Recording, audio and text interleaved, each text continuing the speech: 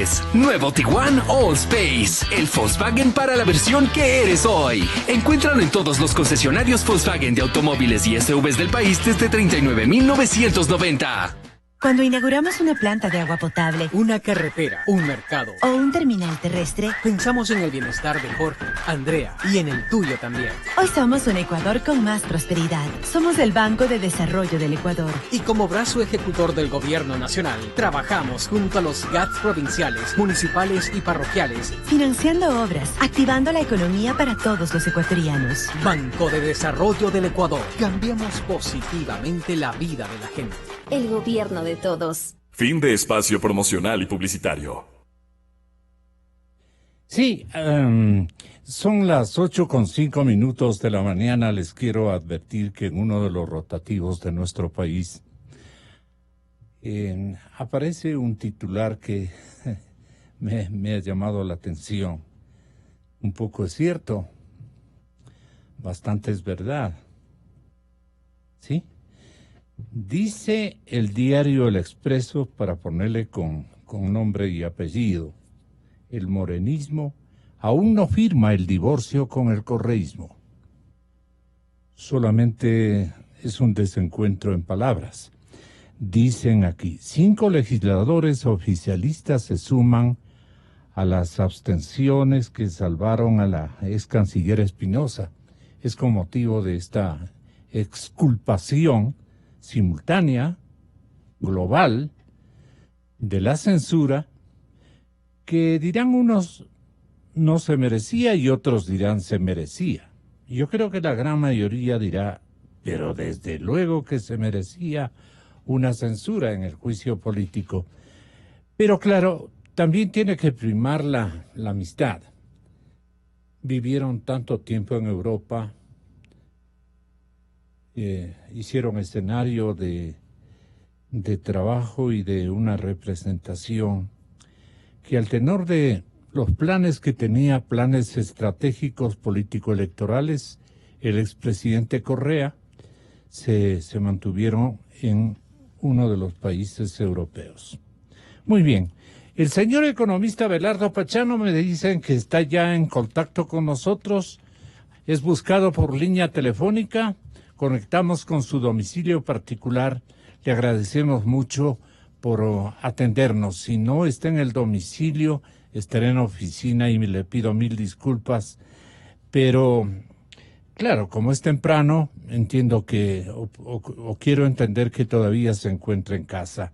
Economista Pachano, conociendo sus altos conocimientos en materia económica, los desempeños públicos que usted ha ejercitado, queremos molestarle solicitándole algunas opiniones sobre temas que están en este momento en verdadera vigencia y atentos al desarrollo de las consecuencias. Primero, el Fondo Monetario Internacional atinó con el Ecuador en términos de, ahora que están acusando a Trump de socavar al sistema de comercio global, el gobierno ecuatoriano aplicó al Fondo Monetario Internacional no ninguna presión, porque el fondo es el que nos ubica presiones, exigencias, regulaciones, incluso mandatos concretos que no provienen como mandatos, ni como leyes, ni como tales. Son condicionamientos. No obstante, la señora Lagarde, la presidenta del banco con sede en Washington, economista, fue muy generosa, muy afectuosa con nuestro presidente de la República. Lo vimos cortés, y lo cortés no quita lo valiente. Le ha exigido, pero incluso el día de ayer han hecho una reducción de el límite o de la exigencia fundamental que institucionaliza de manera internacional el Fondo Monetario Internacional para señalar los topes, así como nos exigen los bancos, los topes de responsabilidades financieras, garantías y más, a fin de poder prestar el dinero. Ayudar desde el lado que puede hacerlo el organismo monetario internacional. Así es que nos da un primer criterio. En el ámbito mundial, el Fondo Monetario está acusando, por ejemplo, a la administración Trump de socavar el sistema de comercio global. Y de alguna manera se une esto con el criterio que tiene la China, o la China es otro de los que socava el sistema de comercio global. Son un par, no digo de nada más, un par que hacen prácticas desconcertantes a veces para el resto de naciones. Economista Pachano, muy buenos días, les saludamos con entusiasmo periodístico. Buen día, Gonzalo, y gracias por la oportunidad. A ver, el Fondo Monetario es una organización creada hace casi 60 años, o más de 60 años, con el propósito de colaborar en la estabilidad de las economías mundiales en el corto plazo. Cuando concluyó la Segunda Guerra Mundial, una de las consecuencias muy claras fue de que no podía el mundo regresar al sistema económico anterior, que había socavado profundamente las relaciones diplomáticas entre los países, con la manipulación especialmente de los tipos de cambio, con, yo diría, inclusive consecuencias inflacionarias devastadoras en algunos países, cuyo ejemplo probablemente más relevante fue Alemania. Entonces, el fondo nace con el propósito de crear un ambiente de relación económica que sea mucho más estable. Sin embargo, el mundo, cuando construye esta nueva organización, no puede llegar a un entendimiento en uno de los capítulos básicos, que era el establecer reglas absolutamente definidas y claras para el comercio internacional, y dejan todo ese campo sujeto a negociaciones futuras de carácter multilateral, al principio, que con sus fracasos llevan a cambiar las estrategias de los países hacia acuerdos de carácter bilateral o entre grupos que tienen intereses más o menos coincidentes. Yeah. Entonces, lo que tenemos nosotros hoy es una organización económica que busca mantener los mercados financieros con algún grado de racionalidad, que tiene muchas dificultades para hacerlo, porque también el avance tecnológico ha irrumpido de una forma profunda en la conceptualización de algunas de las políticas económicas, en especial con aquella que mantenían con mucho celo los países, que era el control de los movimientos de capital. Hoy es muy difícil controlar los movimientos de capital. Los instrumentos de comunicación, de transferencia electrónica, realmente rompieron la hegemonía de los estados. Los medios denunciamos antes que los instrumentos que utilizaba para frenar esa información el Fondo Monetario. Pero el fondo no es el causante de esto, sino es, digamos... La tecnología, ¿no? Bueno, pero la tecnología la recibe también el fondo. Ajá. Y el fondo tiene que avanzar en su conceptualización, en la fijación de los modelos, conforme también va modificando. Ahí, en ese sentido, no hay fórmulas permanentes, inmutables, de política económica. La política económica tiene que ir adaptándose a las circunstancias que la propia realidad del desarrollo económico le obliga. Entonces, el Fondo Monetario de 1946 no es del Fondo Monetario de 1970, y el Fondo del año 2019 no es del Fondo de 1970. Cada época el Fondo tenía unos dilemas que resolver. Y para eso tenía que construir modelos, interpretaciones, poner a prueba teorías que le permitan racionalmente conducir sus responsabilidades. Coordinar las relaciones comerciales internacionales, especialmente a nivel de las grandes potencias o de las grandes regiones. Y hay, por ejemplo, hay un caso de una postura insistente del fondo, sí, de corregir desequilibrios macroeconómicos en las principales potencias económicas mundiales, que fueron desatendidos durante años, durante décadas, a pesar de que siempre el fondo les estaba diciendo, ustedes tienen que corregir porque no pueden mantenerse en esa línea.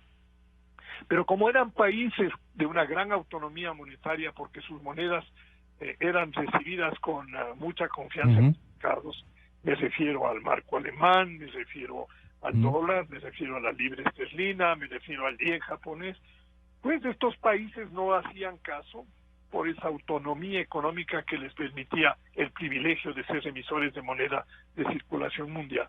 Hasta que en el año 2008 pagaron sus pecados. En el año 2008 la economía mundial les cobró a los países desarrollados los costos de todo su mal manejo económico y ellos debieron asumir las responsabilidades y someterse a una supervisión a la que no estaban acostumbrados. Pero ¿cuáles son las prácticas comerciales que la señora Lagarde le critica al señor Trump y le dice, a ver, usted es uno de los líderes económicos con su país que socava al sistema de comercio internacional, eleva aranceles y adopta medidas para restringir las importaciones? Usted se pone muy vivaz, muy vivo, como decimos acá, criollamente, economista. Así es. Estados Unidos ha sido un país que luego de la Primera Guerra Mundial empezó a tener una situación de liderazgo en el mundo del siglo XX y empezó a cambiar la forma como construía su desarrollo. Era un país primero cerrado, con muy poco comercio internacional y más bien con una estructura interna de integración, yo diría casi perfecta. Yeah. Porque el modelo político económico de los Estados Unidos, un sistema federal abierto al interior, y con una moneda única y una política fiscal única, es el modelo que Europa ha intentado hacer en la eurozona, pero que no logra al final construirlo todavía. Entonces, en ese sentido, los Estados Unidos empezó a abrirse, Inglaterra se dio sus privilegios, el mundo empezó a abrirse, pero hay muchos sectores que tienen privilegios profundamente marcados en las estructuras políticas de esos países. Me voy a referir de manera particular al sector agrícola, que hasta ahora en Estados Unidos, en Europa, en Japón, es un sector con una protección casi infinita de la política comercial. Es muy difícil lograr desgravar a ese tipo de actividades. Yeah. Y en el resto de actividades es en donde hemos conseguido ir racionalizando, yo diría, como mundo, ir racionalizando las relaciones comerciales. Sí. Estados Unidos se volvió el líder, llamemos así, de un libre comercio parcialmente regulado, con excepciones. Europa le siguió con las dificultades propias de Europa, pero viene Trump y rompe toda esa línea. Y dice, desde el principio, o antes, cuando estaba de candidato, de que las negociaciones comerciales realizadas por los Estados Unidos le han perjudicado su interés. Y con la frase de que Estados Unidos primero, decide establecer una política contra las relaciones comerciales y declara la necesidad de revisar sus acuerdos con el sistema de Tratado de Libre Comercio de Canadá y México, con China, y abandona el proyecto de integración multilateral del Pacífico. Pero ¿quién comienza? ¿Comienza Estados Unidos o comienza China? ¿O No, entre los dos se colisionan? Al punto, señor economista Pachano, y por eso mi llamado, es que pueden entrar en una guerra comercial, pero gigantesca. Y eso puede traer oportunidades o pueden traer también consecuencias bastante graves para los países de menos desarrollo o de desarrollo relativo dependiente de estas naciones. El Ecuador, economista, es dependiente en deudas, en importaciones y en exportaciones, tanto de la Unión Americana como también de la República de China. Dos, como dirían mis abuelos, dos fascinerosos, complicados, no son socios leales, son gente que solamente busca su objetivo estratégico y pare de contar. Entonces mutuamente se socavan, pero pueden socavar al sistema comercial mundial y perjudicar al resto de naciones. ¿Cómo debemos prepararnos para el efecto, me pregunto, en América Latina y concretamente en nuestro país? A ver, Gonzalo, unas reflexiones que me parece que son bien importantes. Y si son rectificaciones, desde luego para eso está usted. Usted es una autoridad en este sentido, economista. Gracias, Gonzalo. A ver, en las relaciones económicas internacionales, uno tiene que ver al país con el que está conversando como un posible socio que puede encontrar puntos de coincidencia, pero que también tendrá intereses divergentes. Uno no va a encontrar en ninguna relación económica internacional que otro país tenga coincidencias absolutas con las propias. Nunca. Entonces, el que está al frente en la negociación, sea un país grande, sea un país pequeño, sea un país lejano, sea un país cercano, el que está al frente siempre va a defender sus intereses y nosotros tenemos que hacer lo propio. Por eso es que los acuerdos de comercio o los acuerdos económicos, para ser más preciso, siempre tienen cláusulas de salvaguardia o de cuidado o de protección particular. Los Estados Unidos cuando negocia dice, yo negocio todo menos mi agricultura. Los países latinoamericanos dicen, usted no toma agricultura, yo tampoco le doy a usted mi sector agrícola.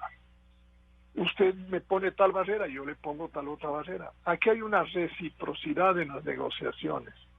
Y cuando se rompen esas reciprocidades, vienen las retaliaciones. Pues, ¿qué es lo que pasó con Trump? Los Estados Unidos había llegado a un acuerdo de libre comercio con China.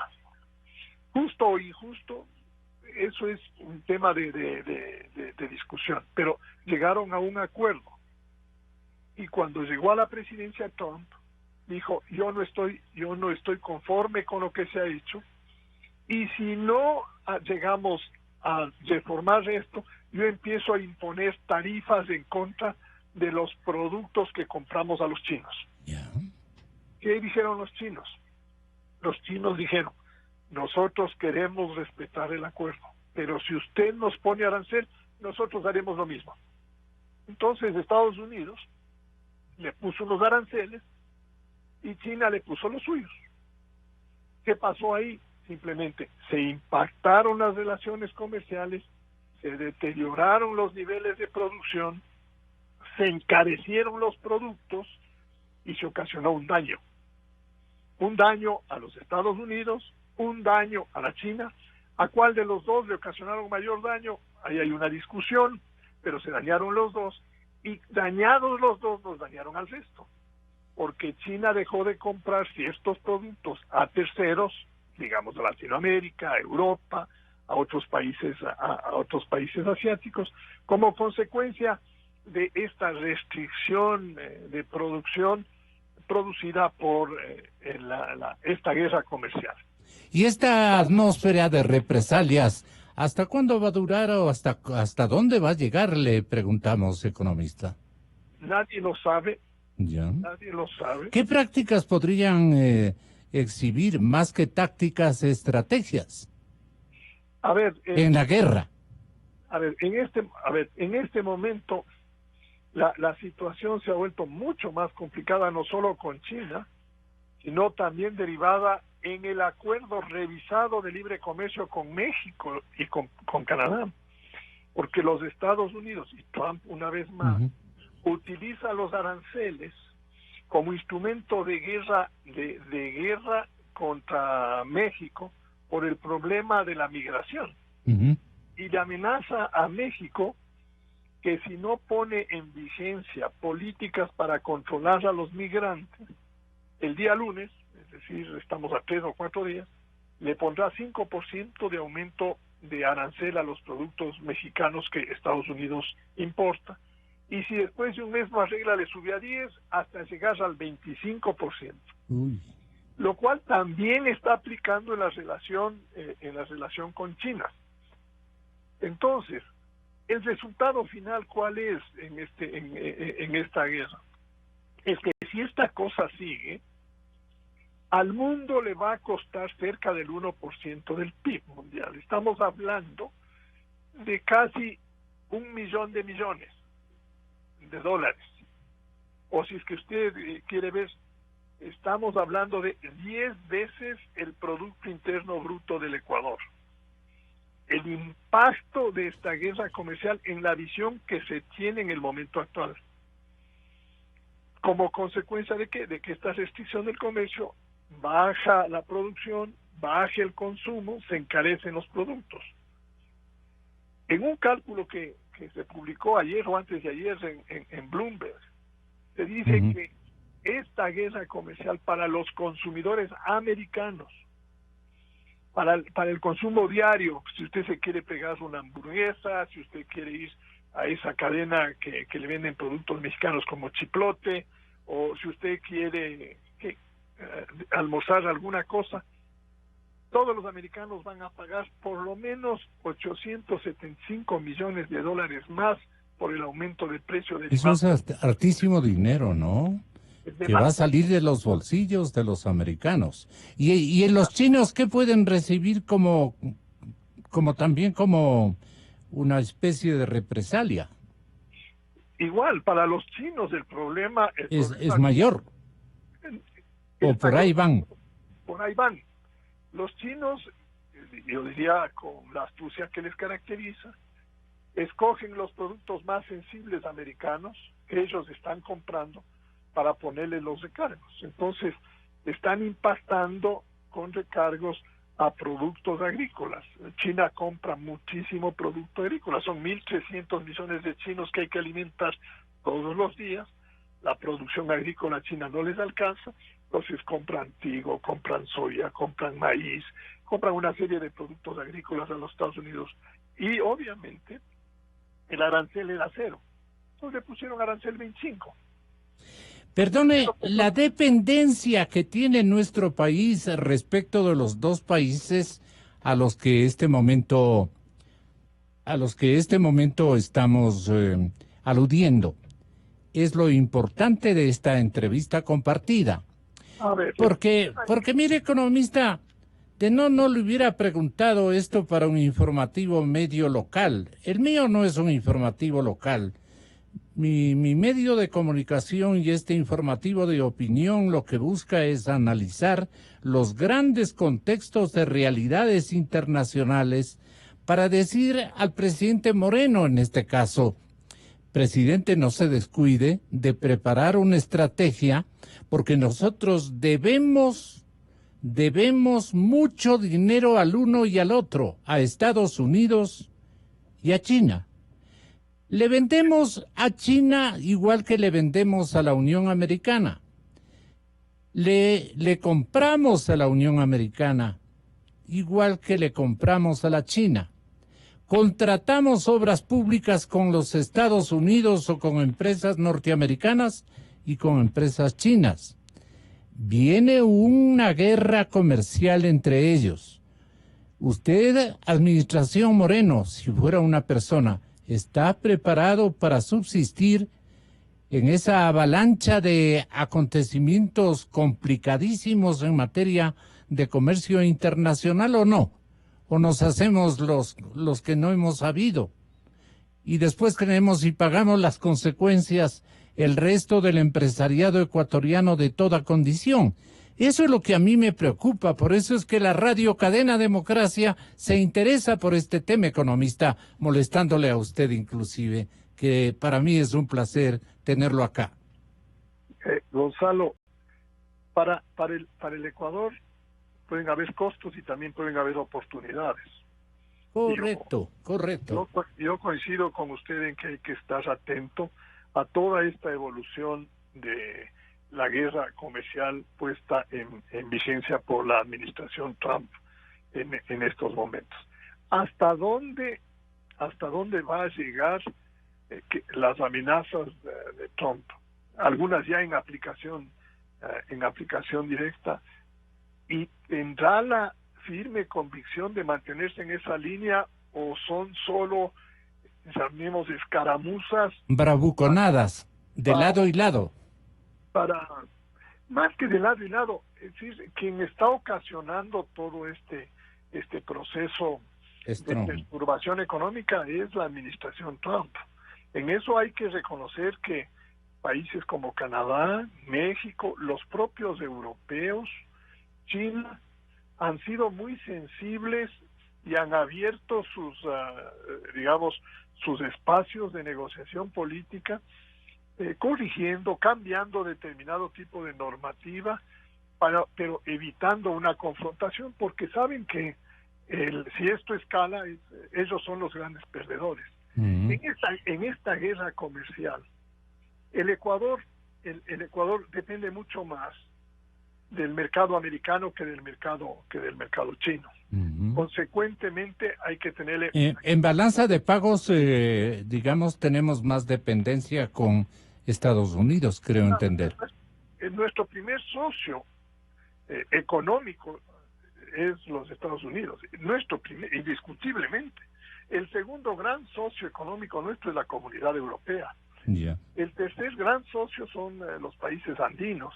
Uh-huh. Y China va después. Entonces, a China hay que atenderlo porque, en cambio, en lugar de ser un gran socio comercial, es un financista. Y en ese plano, la relación con China hay que cuidarla porque nosotros nos convertimos en unos dependientes de los flujos financieros provenientes de ese país.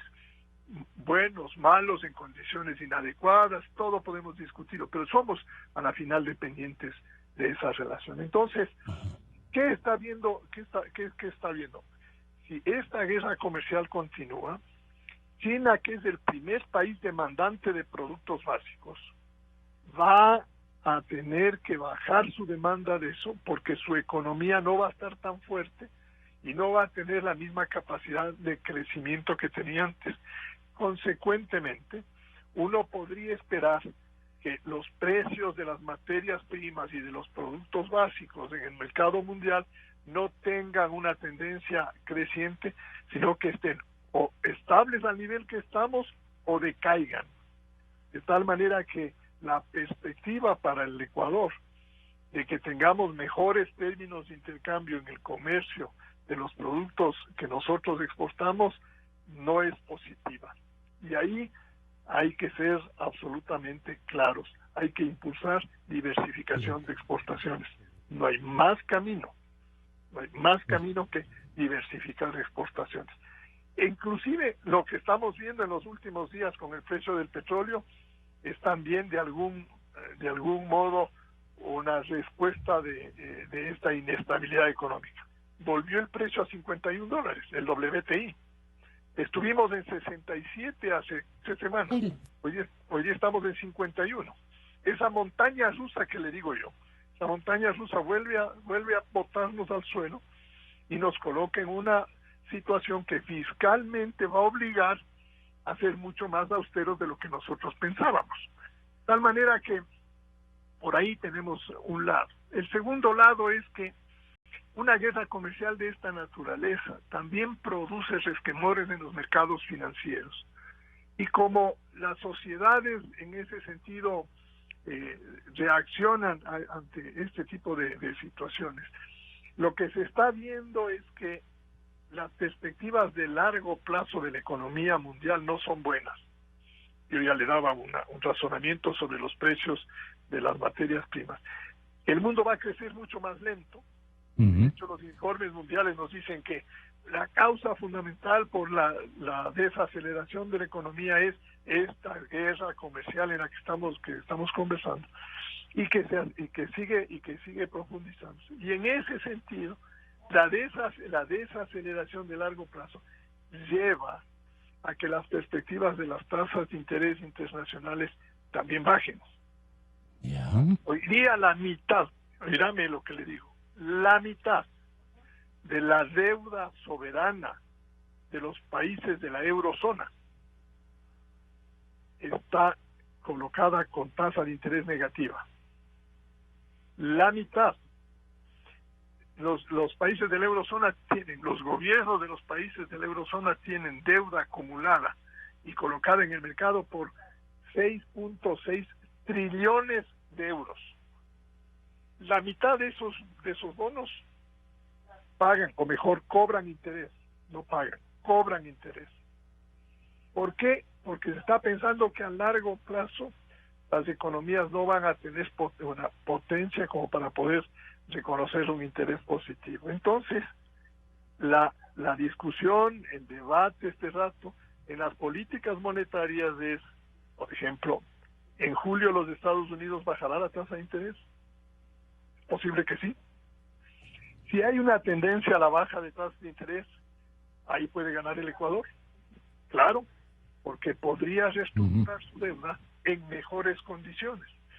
Si el acuerdo con el fondo avanza, si las condiciones revisadas que usted acaba de comunicar y de contarle a la audiencia, el fondo ha tenido la flexibilidad para corregir un problema que ya lo advertíamos, que era que los límites establecidos en las reservas internacionales no eran cumplibles, y el fondo lo ha revisado. No sé cuánto lo ha revisado, pero yo me acojo a la información que usted proporcionó, Gonzalo. Pero si el fondo lo ha revisado y nosotros avanzamos en el acuerdo con el fondo y llegamos a establecer llamémoslo así, un cumplimiento más seguro, a lo mejor estamos en la posición de reestructurar deudas. Interesante. Seguiremos comentando con usted y con otros expertos en materia macroeconómica, porque lo que se viene es cosa que no saben percibir los ecuatorianos. No sabemos realmente lo que puede acontecer. Es un mundo catastrófico el que viene en materia económica, en materia comercial. Y como somos países dependientes en la región latinoamericana, tenemos que estar por lo menos prevenidos. Y por eso hemos un poquito dilatado el resto del cronograma de entrevistas. Pero esto nos deja pensando a todo el mundo. Nos deja pensando en términos de consecuencias de una guerra comercial que no es bélica, ni puede llegar a ser bélica, o podría ser también. Pero Estados Unidos y China tienen este momento, y perdonen por la expresión, porque es una palabra castiza, tienen y protagonizan una bronca terrible este momento a nivel internacional. Bueno, señoras y señores, agradeciendo a nombre de todos nuestros oyentes y del medio de comunicación al economista Abelardo Pachano, anticipamos otro debate, el debate minero. Porque miren ustedes, estos temas no los enfocan sino en las coyunturas que los compañeros mediáticos creen conveniente introducir, broncas, etcétera, etcétera. Yo lo que quiero hacer reparar con esta entrevista a continuación es que nos conviene el lado minero, nos conviene un lado minero, una esperanza minera para solucionar los problemas económicos. A manera de pregunta, ¿tenemos que olvidarnos de la minería o construir una instancia minera de honda responsabilidad social, que es otra cosa? Ahora vamos a debatir sobre si es o no conveniente en esta coyuntura ecuatoriana que acudamos a la minería como una solución a todos nuestros problemas económicos. Ustedes vieron que el otro día hice y protagonizaron aquí 3, 4 personas un debate minero respecto a las factibilidades de la cordillera del Cóndor. Y ahí descubrimos una riqueza impresionante que podría solucionar los conflictos económicos que tiene nuestro país. Pero hay personas y hay instituciones, hay fundaciones y hay criterios respetabilísimos que dicen, a ver, pero ¿qué tipo de minería vamos a hacer? ¿Cómo vamos a hacer la exploración? ¿Cómo vamos a hacer la explotación sin dañar el cuadrante natural de propiedad de las comunidades indígenas o aborígenes, por ejemplo? ¿Están para ello? El jurista Rafael Oyarte y la doctora Esperanza Martínez, de una fundación ecológica ampliamente conocida. Señoras y señores, el debate viene a continuación tras estos comerciales. Inicio de espacio promocional y publicitario. Durante 47 años, Banco del Pacífico